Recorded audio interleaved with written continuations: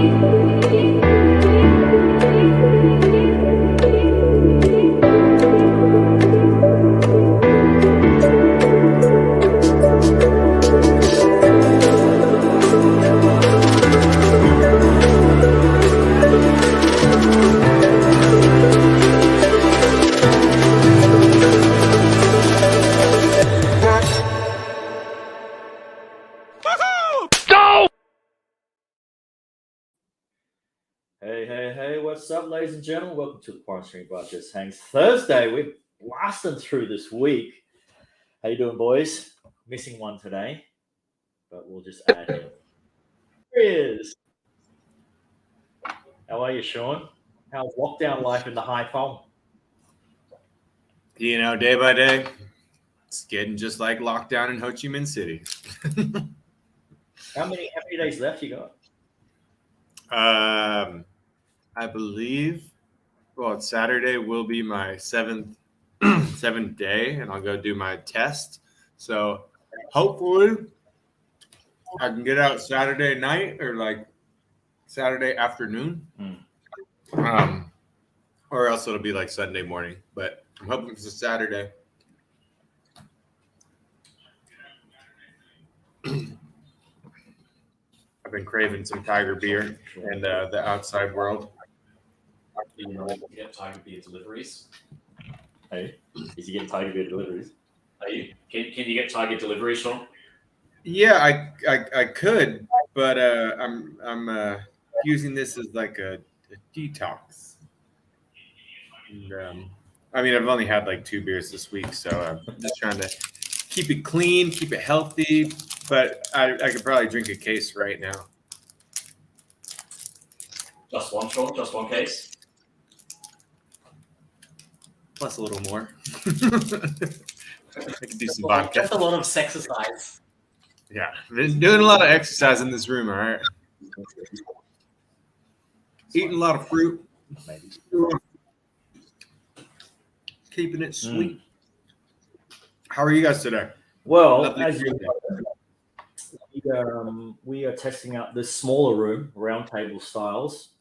When you come back, we'll actually do a little roundtable discussion on some interesting topics where we can be like, you know, I guess the roundtable setting. I like it. But some interesting news. Your favorite president, Sean, has been the new stand-up comedian. Wow. Let's go. What'd you find Go, out? Trump.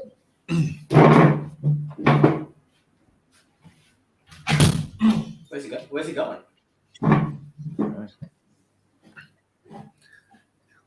All right, I'm back. Okay. We just asked you a question. We just asked you a question and you left. What the hell? Oh, what did you ask? Sorry, I was No, closing sure. the window. It was kind of loud in here, so I had to close the window. What did you guys ask about my favorite president of the world? I said I said he's got a new stand-up comedy set and you said he cracks you up. So what is it that makes him so funny to you that you can share with us and the viewers today? You know, just his authenticity of how truthful he believes in himself and his righteousness of presidency. He's definitely not my favorite president, but through his Twitter raging and Twitter polls and his antics and his statements that he gives out to the world, he literally cracks me up. And I mean, it's sad to say that was our president. But as our president, he was a pretty funny one. And for people to, I love when people make fun of him. You know, like they do the impressions. I'm sure you could do a good one, PD. But he's a funny guy, and it looks like he's getting into his own way of. Should we bring up that article? Yes, can we? His own freedom of Trump speech. Freedom of Trump speech is what I want to call it. So he can speak out against these big techies, these, people that are against him, Twitter, Facebook, anyone who's blocked him on his accounts. So it looks like we were saying, would you, let's say he does make his own social network, would you sign up? Would you use it? Trump. Yeah, because I would want to see what he says. I'd want to see. He probably wouldn't allow you to read what he says unless you sign up. That's what I'm guessing. I mean, of course, it'll be like retweeted or reposted on other websites. But yeah, I would want to see. Look at that. Let me tell you. And today, I'm all about the people. That's actually really good. I would sign up just to You wanna see make him. America- Yeah, doing it for the people. You gotta do it to the camera. Do it. Because I watched an episode and they said you gotta speak like, let me tell you, I, Donald Trump, I'm doing it for the American people. We don't like Mark Zuckerberg, we're doing it for the American people. That's all I gotta learn. I gotta listen to some more lines. So I can And actually then, throw and it in then there. Facebook bans. No, I us. think I would sign up. Yeah, I would want to see him, right? I would actually see what's up. Always good for a laugh every day with his posts. So, Matthias, would Donald you sign Trump up? probably has an OnlyFans account already. but do you think he has burner accounts? You know how some people Yeah. have a couple of other. Surely, right? Maybe. I think he's too high profile to have burner accounts and people not realize that it's him. And if people actually don't realize that it's him, then what's the point of having it in another account? That is true. So he's too high profile. I mean, Kevin Durant has that. Yeah, but sometimes you have it just so you could look around, kind of. Do you think he does that? I think he's Who way knows? too self-important. He's way too interested in himself and his own thoughts and what's He going doesn't on want to inside his look own around. mind. Maybe. I Maybe agree. because since he's been banned, it's a way of him being able to go on and just see what's up, rather than have an assistant go, "Hey, you know, Mark Zuckerberg is changing the name of Facebook." He's like, "What? I didn't know about that." Yeah. I don't know. Yeah, but you're right. Maybe it's too little for him to. That would kill him more because he's so outspoken and so vocal. If he just sees things and he can't reply. Yeah, Exactly. I think that would He would be really upset, so he's Yeah. just waiting. Imagine a guy that got banned specifically for talking and putting out putting out all these tweets, and then he's on a burner account just reading things, and he's like defending himself. Yeah, he's like, I can't reply. And then if he did do it with a burner account, his true self would come out. Like Maddie said, people will know it's him. I wonder if his phone still has these social apps, or has he uninstalled? It does. He's just waiting for it. Scrolling through. Like, Yeah, because you know how sometimes your phone on an iPhone, if apps you don't use that much, it offloads the data, as in like the setup files, so then you save space. So No, he checks it all the time. I'm sure he's just private like, playground. let me Truth Social. That's what it's called. Truth Social. TRUF. Truth I need Social. the truth. the truth. Expected to start rolling out a beta version for invited customers. Who's invited to this? Come on, Trump. I bet You know who invited? Everyone except for the Twitter guys. Everyone's invited except for the guys from Twitter. But you know what will And happen? I'll tell you Facebook. this is what will happen. Let me tell you. So let's say it takes off, and he's got his how many votes did he get? 70 million. In America. So obviously these people will sign up for it, and then whatever he posts or anything that's interesting, they're going to take that and they're going to repost it on your journal. Yeah, on correct. Twitter. Just like how everyone reposts something. They get shared to Twitter. So really. I wonder if Gone those crazy. accounts will get blocked or the post will get flagged and taken down, It shouldn't be flagged. It's for the people. We got a comment here, guys. Do you guys take requests What sort of requests? from Twitch? Yes. Sure. What sort of requests? sort of requests? Requests? Havrock22. What sort of request would you like? Skitterkins. What up, Skitterkins? Skitterkins? Hi. Got some love from the Twitch. I was going to say Twitter. No, actually, we're streaming on 8 destinations. There's 2 on Facebook, 1 on LinkedIn, 2 on YouTube, 1 on Twitch, 2 on Twitter. So we are it's 8. out there. Oh, good, you could count, Sean. You had to double check that There's one. the request, ladies and gentlemen. Can Matthias please take his shirt on? No, please, just take his shirt on. Oh, did you see that? Guys, this isn't something new. Let's wait a little longer before we get to that. Yeah, if you stay to the end of the show, we'll take it off. Hold me up first. Okay. End of the show, Matthias, take your shirt off. Stay to the end of the show. Or are we just sending people to my OnlyFans for this Maddie. exclusive content? Maddie, there's please now. Please has come out. I know. Okay, at the end Gotta of do it the for the show, people. Maddie, take it off. Hello, too. So okay, so interesting. Yeah, so that'll be fun with Donald's stuff. I would sign up. So I want to see it. We'll see. Donald's We'll have to wait and hilarious. see.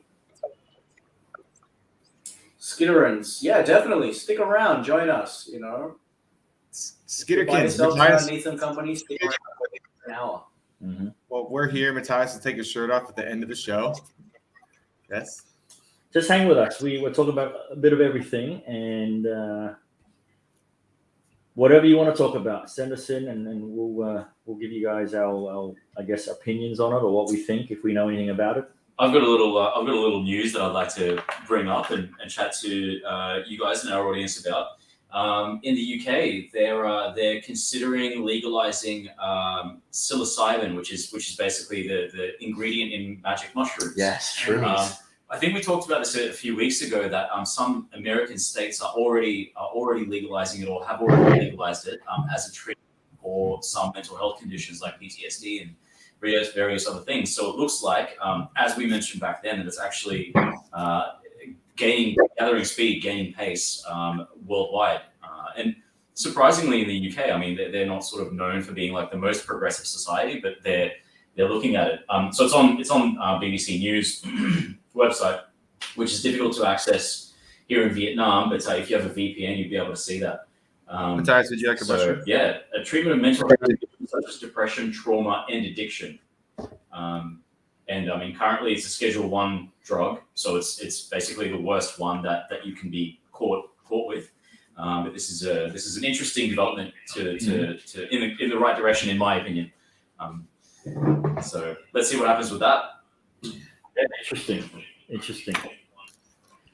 I mean, didn't we say that Mike Tyson, before any of his interviews, he's always microdosing on some shrooms? Yeah. Like he would ask his assistant, goes, "Did you bring any?" Because he's someone who likes to be on before he gets interviewed.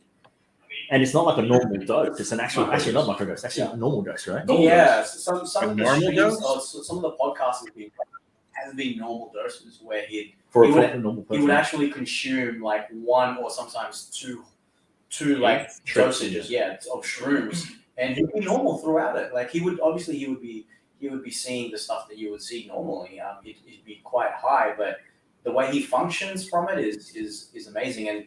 And he even says himself that majority of the time he actually does microdose, and the experiences that he has, and he's big on DMT as well. Yeah, right. So he's Which, for those not familiar, do you want to? No, go for those more not. How do you know, familiar- Maddie? Well, I've tried it.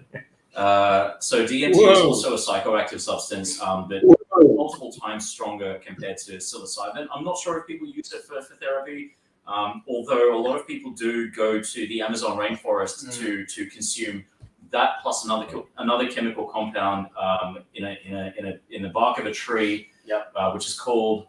Remind me. I can't remember the Ayahuasca? Ayahuasca. It's called ayahuasca. ayahuasca. Yeah, that's right.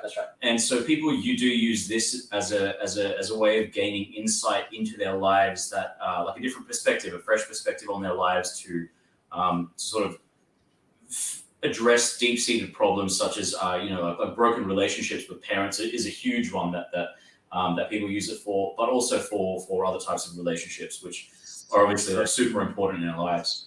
So but DMT is actually naturally occurs in the body in very, very small amounts, and it comes out when you have a near-death experience, and apparently also just before you die. A lot of it is released, and you have sort of like an interesting effect. And some people think that the life flashing before your eyes effect is due to this dimethyltryptamine, DMT. Apparently that's what causes it, which is super fascinating for me. No, I totally agree, and that's what Mike talks about. He talks about meeting God and actually seeing Him face to face. It comes to what you just said. It stems from that, and like that near-death experience, life flashing before your eyes.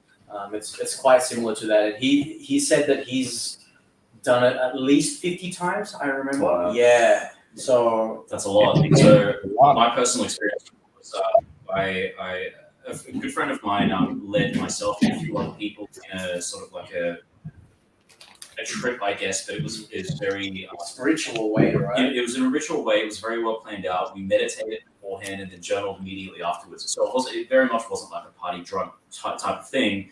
It was a lot more in terms of like personal development and sort of like gaining new perspectives on your own life and trying to see things in a fresh light.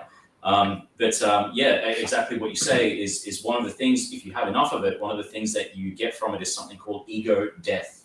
Mhm. So Ego death. your sense of self basically disappears and you become at one with literally everything else, which is a disconcerting and an interesting experience. That's a big dose for that. Well, yeah, I mean, I suppose that was the point, is that, like, you know, unless you have that ego death, like, you're kind of not really getting the effect that will potentially allow you to change your life from within. However, you know, I did it once and it was so intense, I can't imagine doing it again, let alone 50 times. Like, that's intense. Yeah. 50 times is a lot. Because he was saying that the first few times that he did it, he it's not so much that he was looking for the feeling again, but he wanted to experiment further as far as the relationship that he built with his own self. And that's what they were saying, is like when you take this, it's sort of like you connecting your memories and, you know, you're putting everything together again from what snapped off from before. It's sort of like a bridge to it. And Joe Rogan's huge on DMT. Yeah, and Joe Rogan's big on that as well. So it's interesting, hey, because don't scientists say that we only use 10% of our brain, or supposedly use 10% of our brain? So this is like uncharted territory where we're really reaching in. And it's like when you watch movies and they're trying to depict scenes where someone's, I guess, like high or going into outer space or some sort of endless sort of thing. And it's almost as if that's the space where you start off, and then anything you can recall or bring to you on command, like a game, not just like, you know how when you have a dream, and let's say it's a bad dream or something, you kind of like, you can't really control much of it. It's just the way it has to go. Then you get woken up by something. But like when you go into things like lucid dreams, where you can actually control a little bit of it and command your own actions, it's that state. And you can perform lucid dreams without any substances. You just don't know how to get to it. Sure. That's an interesting one too. It's almost in the same state of sleep paralysis. If you've had a long day, I've noticed when I've had a long day and I'm super tired, and I lay down and I'm in my mindset, like my body's tired, but my mindset is in between whether I should sleep or should I stay awake. But then you're kind of drifting asleep, and then you start to feel that heavy pressure, like the sleep paralysis. But if you can think straight to let yourself slightly go, then you can start controlling a lot of these weird things, like real weird. It's interesting. I've been interested in the lucid dreaming thing as well, but I've never been able to do it myself. In fact, like, I struggle to even remember my dreams when I wake up. Unfortunately, I wish I could remember them more. Yeah, apparently there is a way to train yourself to be able to do lucid dreaming, and the first step is to try to recall and journal all of your dreams immediately upon waking, and that helps you to realize eventually, if you do it enough, it eventually helps you realize within the dream that it's a dream. So it helps you with the recall as well as the control and lucid part of things. Oh, it's like Inception. Have you ever had a dream where like some good parts are happening, doesn't matter what it is, And it gets cut off. and then it gets cut off, and then you kind of wake up and you kind of try to go back. You can't go. You Yeah. can't. And it's gone. Well, some people can. I can't do That's it. true. Yeah, that's true. No, I could never do it. And it always snaps off to the point where it's like the one you're looking forward to.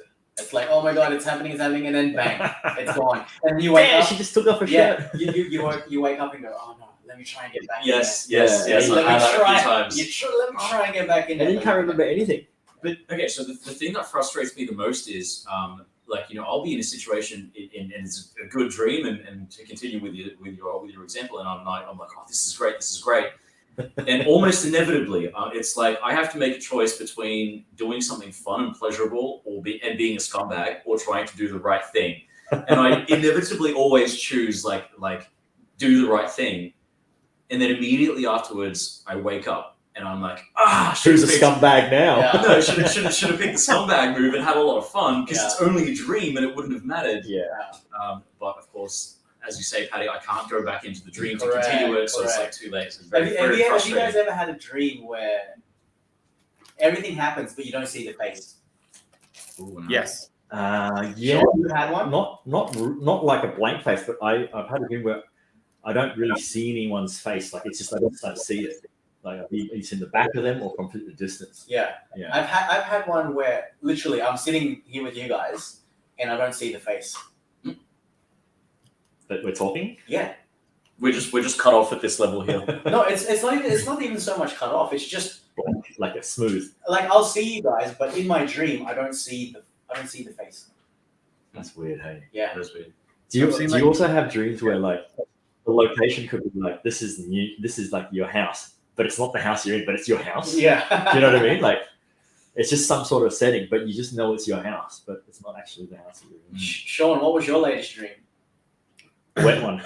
You know, actually, to be honest, like I've been having some crazy dreams, but like the last one I had, I was laying down with, I was sleeping with. That wasn't a dream, Sean. But it was like me and her and like another girl, and I couldn't put a face to this girl. All I could see was like the hair, but like it was like we were out going around on this date, and then we ended up back in bed, and like in my mind it felt like I was like, getting aroused, and I thought like for a second like it was really going on, and then I like woke up and I was like, oh wait, it's just me and my girlfriend here. But it was weird. I couldn't see the face of the other girl, but I've seen the hair before, but I can't think of. Maybe you're daydreaming while you are outside with your girlfriend. Was that it? That's possible. It could be possible. That's such a Sean dream. Such a short. Such a Sean dream. Do you guys have like Typically reoccurring dreams? Like there's a certain dream that like has happened a long time ago, and then like it like will reoccur, and like it's almost like the same exact dream or like the same exact setting and everything. Don't they say also that you typically dream of whatever's last in your mind before you go to bed? Did you guys hear about that? Mm-mm. Like when you're in deep thought of something, or like your mind's Like being if you're filled- worried about if something. you're worrying about something, or if you're in deep thought throughout that day, and then you go to bed without a clear mind, that's what you end up dreaming of. Really? It's happened to me. Do you talk in your dream? Do you guys Yeah. talk and moan or Yeah. whatever? I don't moan. You know? Yeah. Matthias, do you often I dream talk of, it I mean, do you often dream of Hanoi? Speaking of funny dreams, it is a funny dream for you guys. One time I was dreaming, and I was out riding a motorbike, and in my dream is I spat. Like I literally went and spat while I was riding the motorbike, but it was in a dream. So I spat on my pillow, and I woke up right after I spat. I went, oh, what the heck? And I looked, and there was spit on Yeah, my pillow. that's true. Because when I was younger, when I was watching cartoons, and they get woken up, they're having a dream, and it could be them kissing a girl, but in reality, it's the dog licking them outside. That actually happens. It actually happens because I had my alarm on, but it wasn't on very loud on my phone. But I must have had the volume down, so it would go. And in this dream, I was doing something, and I just heard something ringing like that, and I was so angry at it in my dream. I was like, "What the fuck?" And I was looking for where it was, and it turned out I ended up waking up. It was my in your alarm. dream. Oh, yeah. I've had that. It's full. It's crazy. So you made out with it's the dog? interesting that your brain is able to process the things that are happening and incorporate it into your dream in a completely believable way. Yeah. Like it's a very interesting thing. When I was younger, I also wet the bed, and I remember when we were sleeping on my cousin's house, right? And my auntie's so strict. Like she would yell at us, like we had to go to bed by 9, right? And she said, "Brush your teeth and go to the toilet." But I didn't need to go to the toilet then, so I was like, "No, I'm fine, just brush my teeth." And my other 2 cousins went to the toilet, and then I went to sleep. And in my dream, I was busting to go, Yeah. and I went to the toilet and I pissed, and I saw myself pissing. But then when I was sleeping, I felt this warmness on my leg, and then I woke up and I had pissed myself. Yes. That Yeah, happens. it happens. That's normal. That's normal. Yeah, crazy. And then my auntie was like, "Told you." I was like, Let's, if you guys don't mind, let's address some of the comments. Yes, let's go. definitely. So, 417, alarm. BBC News is difficult to access from Vietnam. I believe it's actually a blocked website. Like I believe the Vietnamese government has actually blocked it. I'm not sure when that began or the reason for nearly 2 years ago. There you go. So that answers that. Skins. Bullshit, where are you guys bullshit. from? bullshit, cunt. Where That's are what we it stands from? Well, currently we are all in Vietnam. Maddie, Petey, and myself is from Australia. Australia, mate. Australia. And our good friend Yeah, Sean is from Haifa. Sean's from San Fran. No, I'm he's from from San San Francisco. From California. California. Hey.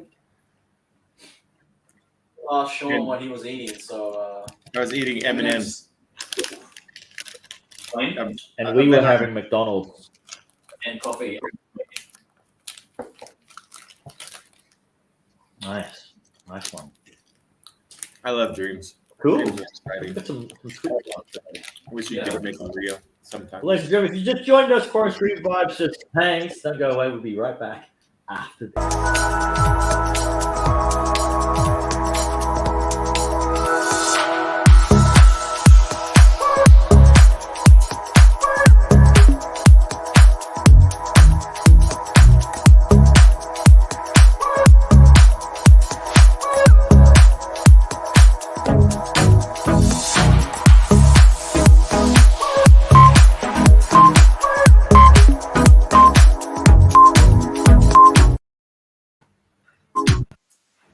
Welcome back, QuaranStream Vibes. Just thanks. This will be the last episode of QuaranStream Vibes. We'll move to Q streams. The last of QuaranStream. And the last of QuaranStream. But this will be nice.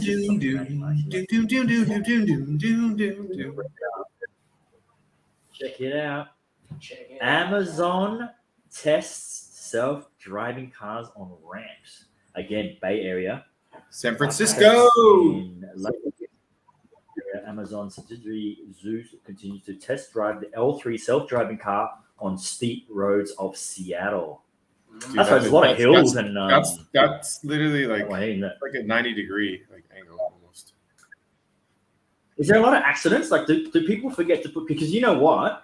When my cousins came to Australia, when I went to America first, everywhere we went, they never put the handbrake up. They just put it in park. In park, yeah. Yeah, It's not good. it's not good at all. I'm like, It's not good because it loads up your transmission. Yeah.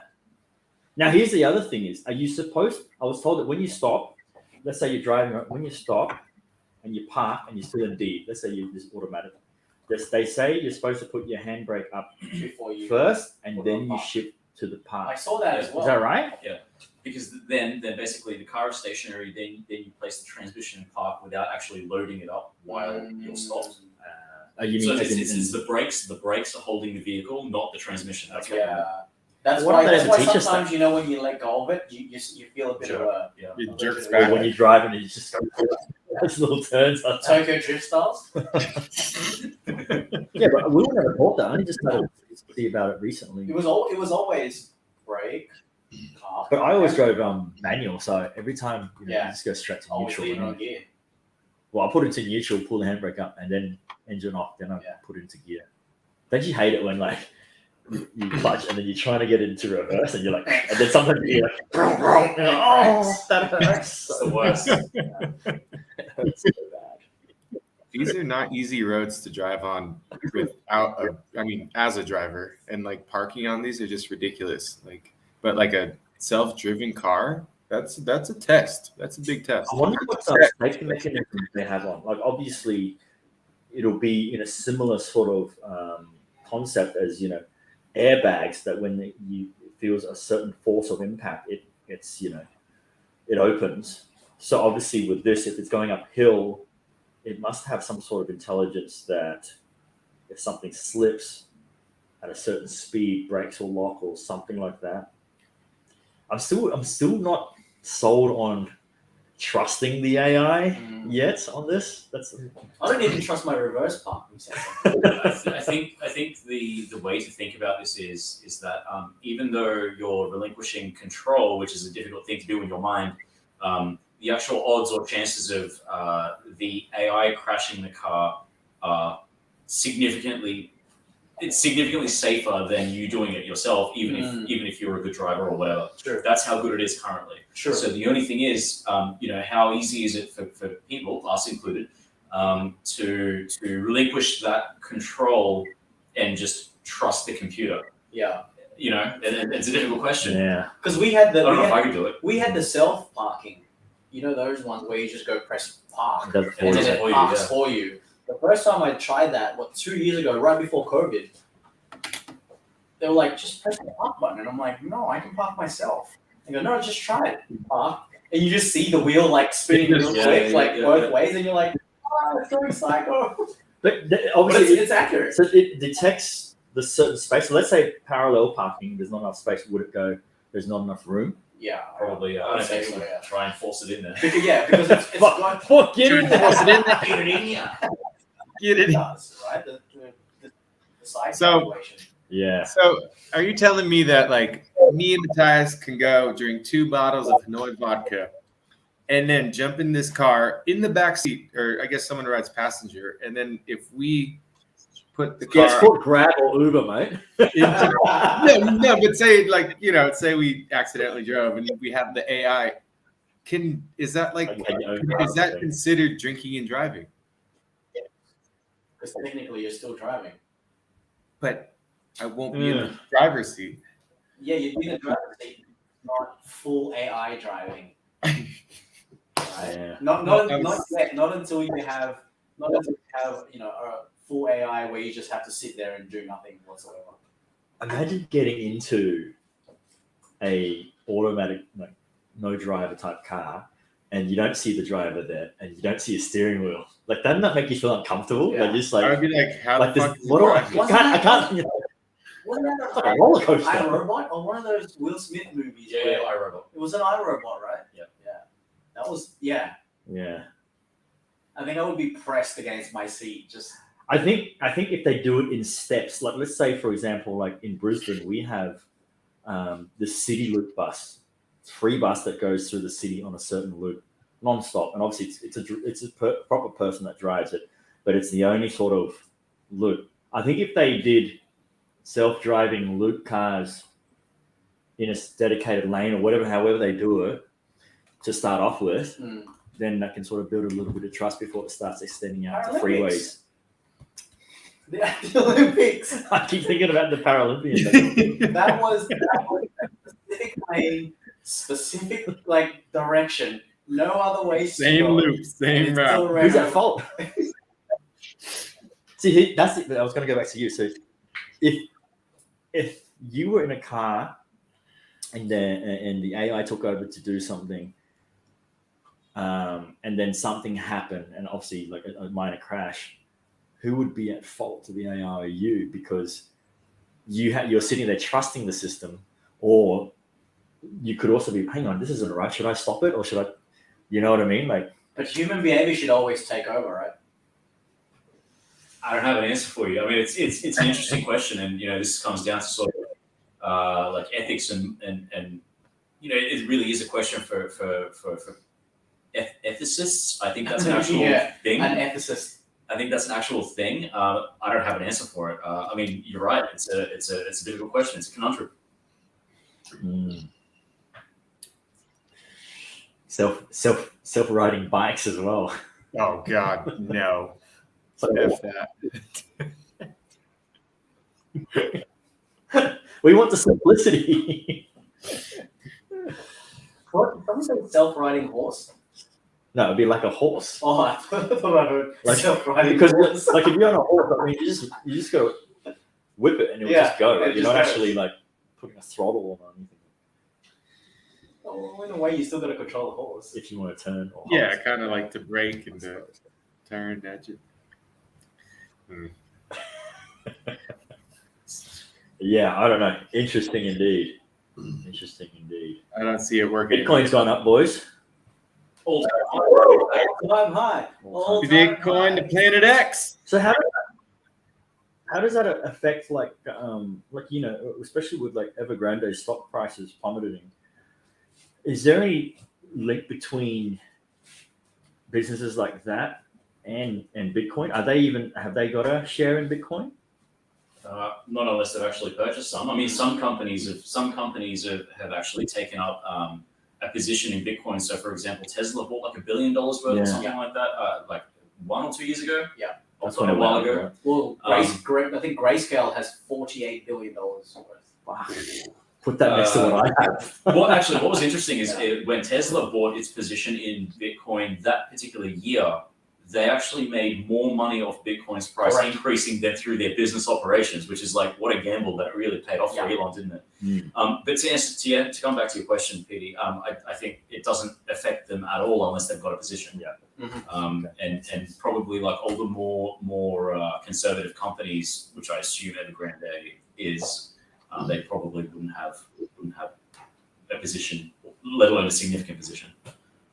So I don't think that will affect them at all. Correct. I would agree with you on that. Have NFTs dropped a little bit since Bitcoin has gone up? Yes, because good question, Sean. Because with Bitcoin going up and also Ethereum going up, a lot of the NFT market is sort of, let's say, in a bear market because not everyone is really wanting to spend the money, and also because everyone is pulling out of the NFT market to have it in Ethereum because it's making more money.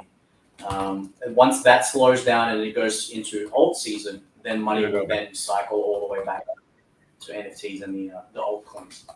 Interesting. And so Pat, Matthias, I mean, all of you, do you think that NFTs are in their beginning year? Like how Bitcoin was nothing and it was just at such a low rate, and then it exploded within years. Do you think NFTs could possibly be in the same category? 100%. For me, anyway, NFTs have been around for a long time, dude. But the hype of it only really caught up this year. It's still in the beginning. It's still in the beginning section of it. It's when you think about it, corporations are now getting into it and they're picking it up. And then you have also the likes of Coinbase, Binance that's now implementing it into their exchanges. So it's gonna be big. Like I can't remember exactly what the number is right now as far as NFT, the NFT community. It's not big at all. And then once you onboard it into an everyday platform like Coinbase and Binance, then they're about to launch. The average Joe can now go on and just go, okay, I like this, I'm gonna go buy it. Compared to other people that actually do the research, that do the studies, and that do analytics on NFTs. Because it's not just buying pictures. It's a big ecosystem, and there's a lot that goes into it. I would agree totally with Patty. We are very, very early on this stuff. Not just with NFTs, even with crypto generally. Yeah. Even in that, we are super early. And I think when there is greater uptake of NFTs, and as people figure out like how to sort of use it to implement in like normal life and normal businesses, I think we'll see a huge uptake, a huge mainstreaming of that particular technology. And one thing that always sort of comes to mind is like, imagine if instead of in this country, actually, this is an idea that I was thinking about the other day. Instead of having a red book and pieces of paper that like officials have to go in there and check to make sure that the property that you're purchasing is actually owned by the person that you're purchasing it from. Imagine if you could just look it up on the public blockchain and be like, yes, this person owns it. Yeah. And when you buy the property, the NFT transfers to you. And then you're the owner of the property and everyone can see that. So it's like a public ledger and it's a one-off thing that can't be duplicated. Instead of buying like, a crypto kitty, what if you were actually buying a property with that NFT, which is basically the digital version of a title deed? Yes. That's just one idea I was thinking about the other day. To go off on that, Matty, good point, because our episode last week with Mr. Chaplin from DeFi is specifically that. So now they're starting that. They're starting it off in Thailand. They're working with Chainlink now as well, which is a big platform where, just like Maddie said, people are selling land. With It's property, it's real estate on NFTs because, like Maddie said, it's easy to see. It's on the blockchain. No one can change anything. So as soon as it goes from one person to the other, every single person can see that, and it's very transparent. It's quick. That's exciting. This is interesting. Yeah. If there's anyone listening to us who has any connections high up in Vietnam's government, and we could do some reform with them on to move things to the blockchain, hit us up. Yes. Hit us up, indeed. Let us know. Yeah. How's your pictures going, Sean? Has anyone taken any interest? The pictures you have on your NFTs? I haven't checked, but maybe they're getting up there in the world of NFTs. But I think I'm gonna have to create some more. You never know, right? Some guy out there would want it. If other people like ugly crypto toads for like $20,000, I'm pretty sure they'll like a picture of Sean with his shirt Crypto off. kitties. Crypto Sean. Or Sean Kitties. Sean kitties. Ooh, that's it. I think Sean's already got a few of those. Sean's got a few of those in his collection. Sean's already minted a few of them. We got a comment here from Dom saying, "What's unique, valuable, transferable in the real world that would benefit from NFT? The property from Matthias was super relevant. Any sort of physical product that has a serial number. So you think about like a vehicle, right? So they've all got the vehicle identification number or the VIN. That's something that you would want to accompany the vehicle for its life. It's the same sort of deal with a piece of property. Same sort of thing. That's like how electronics when we had Adam on, we were talking about watches, because there was a lot of people who bought the Rollies, but the really unique, only 10 in the world kind of thing. Yeah. And they were buying it. It's like 250, 300,000, and they've gone up in value as well. Yeah. So I guess the thing is, you need some way to tie it back to the physical thing or product, right? And I guess with a piece of property, you can have the actual details about the property on as part of the NFT. But for example, with a vehicle, it's more difficult because of course you can always scratch out the VIN and stamp a new VIN into it. Obviously difficult to do, but it's doable. Yeah. But for something like a really expensive Rolex, I don't think they come with a serial number, do they? Yeah, they come with a serial number. Okay, yes. And they have a certificate and stuff like that. It's a tough one, because anything can be duped, replicated and stuff. But that's like when we were first talking about NFT. Let's say you bought the original Mona Lisa. Yes. It comes with a 3-way authentication process, some sort of signature, and then someone who's sworn on their oath, on the oath or whatever, to also come in and say, yeah, this is true. Right. There's a way of doing it, and then obviously that person has to pass it on when they part. So I think it's not the authentication that would still need to happen offline. I don't know. Maybe other people smarter than me can sort of figure it out. But I don't think the NFT itself would have a function in terms of determining authenticity of a physical product. That would still need to happen.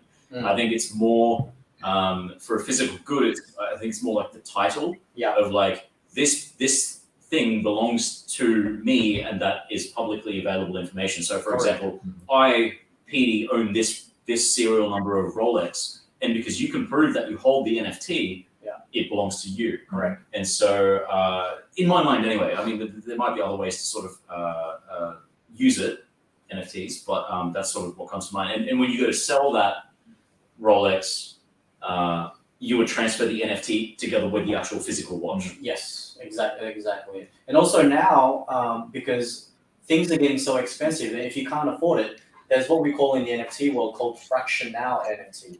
So that means you could buy a fraction of, let's say this whole building is for sale, and it's for sale for $100 million US, and you have $10 million US. So you can buy this room or something. So you could buy Or 10%. 1/10 of the building. Yeah, so you can buy 10% of that building, and you'd be into that building. So anytime that the value goes up, you get your part of the earnings. So you don't have to spend million. So that's happening You don't right have to now. buy the whole NFT. That's I like that. Is that like how people were buying little pieces of land, but like just small amounts now? Yeah. Same sort of deal. Yeah. Timeshare. Yeah, the timeshare. Okay, so they were splitting it in terms of like time duration as opposed That to and also, but like, with the NFT, it's actual percentage. so like That's crazy. shares in a Yes. in a larger asset. Correct. Because some NFTs are going for millions of dollars. So if you can't afford it, why not just buy a fraction of So it? they want everyone to get on. Yeah. Get on it. I see. I'm sure the drug cartels are loving NFTs. If you watch some of those, like the drug cartel series on Netflix, it's cool how they have their own system to authenticate specific people. You're going to be collecting this off this person. How do I know that person is? What series is this? No, like Narcos and stuff like that. That wasn't in Narcos, was it? No, it was Narcos or Mexican or one. It was one of them. And Narcos it- Mexico. I can't remember which one, but it was like you're gonna see a guy, like this is the guy you're gonna meet, blah blah blah, and then it's like, okay, it could be anyone because you've never met that person. So then they have a code or some sort of authentication to know that it's that person. You get an and it could be NFT a from code. them. Yeah. A code on a note or something like that, serial number, and then that's okay, I trust you. Come on in. But yeah, I mean, like NFTs are super interesting for me because I think currently, obviously I'm not fully across the market and all of that. So maybe Patty, you've got some more knowledge on this. But right now it's like collectible stuff, and it's cool that you can buy a single gray pixel for $5 million or whatever it was. But I think there's huge real world applications for this thing, and once those start being implemented. That's when I think shit's gonna take off. To put it in the simplest way. Well, that's why I was saying to Patty, and he said obviously it was basically just fuck you money of people that don't just blow, because I still can't fathom. Like for me, let's say if money wasn't an issue, I don't know. Maybe it might be different if money was an issue for me, but I still, with my mindset right now, can't see myself buying a pixelated toad. But you're not. You haven't drank the Kool-Aid yet, as much as. I mean, like I can see the resale value, and if it's a hot property, and if I get in early, and then I can put it back out, then someone's going to buy it, I guess. But I'm not sure that's why these people are buying the pixelated toads. I think it's more like they got into crypto and NFT super early, and they believe in it, and they're excited about it, and they're part of this, like, I don't want to say cult because it's not a cult, but like a group of people that are all into this. And I think for a lot of those people who are like, oh yeah, sweet, I'll buy 1 million Ether for 10 cents each. Yeah, I got balls deep into crypto. it, and then now they've got more money than they know what to do with, and they're like, oh yeah, we'll buy this cool toad because they're part of the ecosystem. And That's why I said, like, I don't know what I would be like if money wasn't an issue, but I'm just saying my mindset now. It's not about the money. I know that, the thing. No, but you got to have the money to be able to know that you can buy it. But I don't think that's where the money's from. As you said, it's fuck you money, but I don't think it's because they were rich to begin with. I think they just got into the crypto space back when it was still like nothing. Yeah, but then it's cheap. But then what about the people who are buying it now for the expensive? That's where the money comes from. I would think in most instances of people spending stupid amounts of money on crypto and on NFTs is not people who are wealthy beforehand and are then pushing their money into it. I think it's people who got in super early and they've become wealthy through the appreciation of crypto and so now they're like, well, we've got 1 million Ether. What do we do with it? Yeah. And majority of the time, it's just sitting there. Well, that's why they're spending it on crypto kitties or pixelated toads. Majority of the time, like for example, the cryptodes, they actually earn passive income through that because there's a utility behind it. So there's a token behind it which generates money. Is that when Adam said that you could still make a certain amount a month and just keep taking that out? That's correct. Salary? Yeah. So for example, but you got to take it out though. Cybercoins, the floor price is just under $700,000 for one of these pixelated cybercoins, but it makes you $900 a day in passive income. Yeah. So when you think about it, that makes more sense to me. Yeah. I kind of still need that physical proof that, okay, you might have this much ETH or whatever, but unless I can take some of it out. Because a lot of these NFTs now is not just digital art. A lot of them are linked to games. play to Axie earn. Infinity. Axie Infinity, the biggest one, because then they're playing to earn money. On top of that, the characters as NFTs are being used. And then you also have, like I said, utility, which is passive income. Every day you're getting tokens. The reason why people are spending millions of dollars is because they see the growth in the NFT. So, for example, like Bored Ape Yacht Club, which started at $15, $20, is now worth millions of dollars. So this guy, like for example, Chainsmokers, they recently bought one. Why? Because they think that their $1 million is going to turn into $3 million next year. But they also have $1 million to spend. Because they have $1 million to spend. And these NFTs are now called blue chips, just like companies and stock is because they are blue chips. Because if you have a look at the history as far as price, it's only gone up. And even through the bear market, it just keeps going up. It just keeps going up in value. And that's why these guys are just putting money into that. Just to sort of go up a level, this might be helpful for level 2. No, not like that. Like as into like from like a higher, like more holistic view. I listened to a very interesting interview named Michael Saylor, who is a Bitcoin maximalist, and he's like evangelical about it. So, MicroStrategy. Dude is insanely wealthy, even before crypto. But there was a very, very interesting argument that he made, and of course he's not completely objective, but he's incredibly smart and gave some very, very good reasoning and justification for why crypto and specifically Bitcoin is definitely going to be a thing in the future.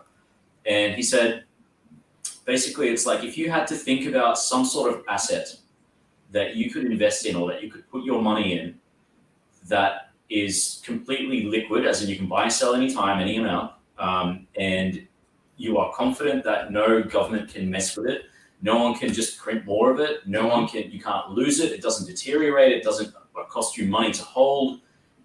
What asset would you put your money in that you know cannot be deflated by the actions of various people?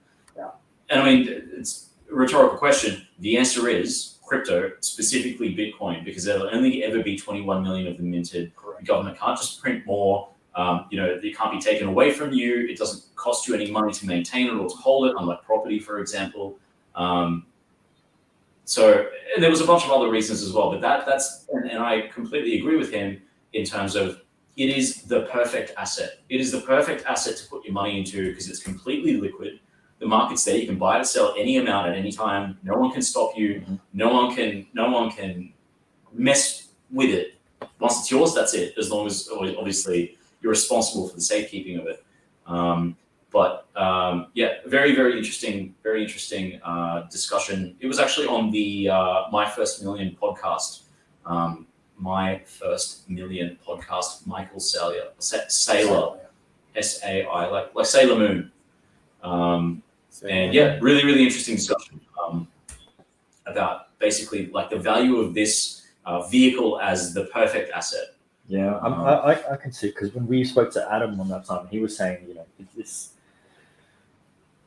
banks don't like it because They can't control it. Yeah, and the thing is, we just need to get the governments on our side of it. They would like it because they'll be the ones for each country, different regulation, but they'll be the ones to be able to regulate it, and the ones that will jump on board will prosper more from Bitcoin and crypto than countries that don't. So I think, like you said, it's still early days. I think if we get our hands dipped into it a bit early, we can get out of this. Well, not get out of it, but end up on the other side. Not too bad. I think it's a really green grass. Sorry to jump in again, but that sentence you just said reminded me of my good friend David. Actually, he's Vietnamese as well. Do I know him? No. I remember a thing that he's actually the one that introduced me to crypto and Bitcoin back in 2017. And so I asked him many questions, and one of the questions that I asked him is, well, it's nice that I've bought some Bitcoin, and how do I know when it's time to sell? And I'll always remember he said, when you no longer need to. And the idea behind that was, you don't need to sell it. The whole point is that eventually you'll be able to buy and use this thing for whatever you need, and you won't ever need to convert it back. Until then, just hodl. Just sit on it. You don't need to mess with it. You don't need to sell it. Trade it. Just leave it alone.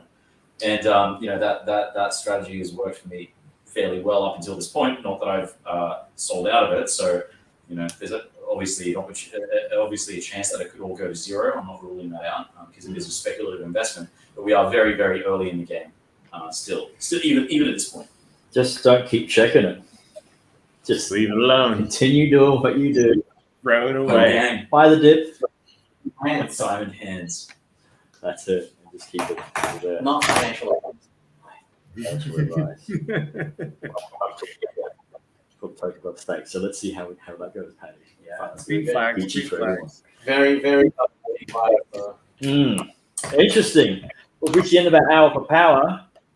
But just to wrap things off, just want to congratulate India for 1 billion vaccines completed, administered.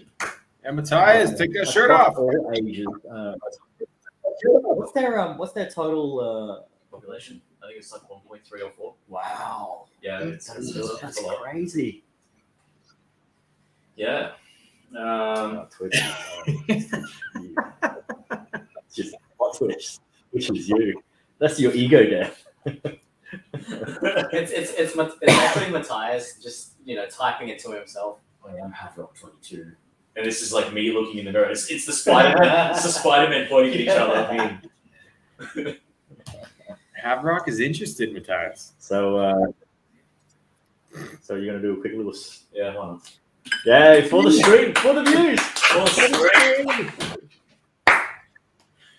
You went to the gym yesterday too. I did not go to the gym yesterday. No. I'm flexing anyway. It's late. Yeah. Bad. Ladies and gentlemen, Stream Vibes just hangs here with the boys. WisePass, enjoy life every day, everywhere. We'll see you guys on Sunday for the Sunday roast, and we'll talk then. Peace.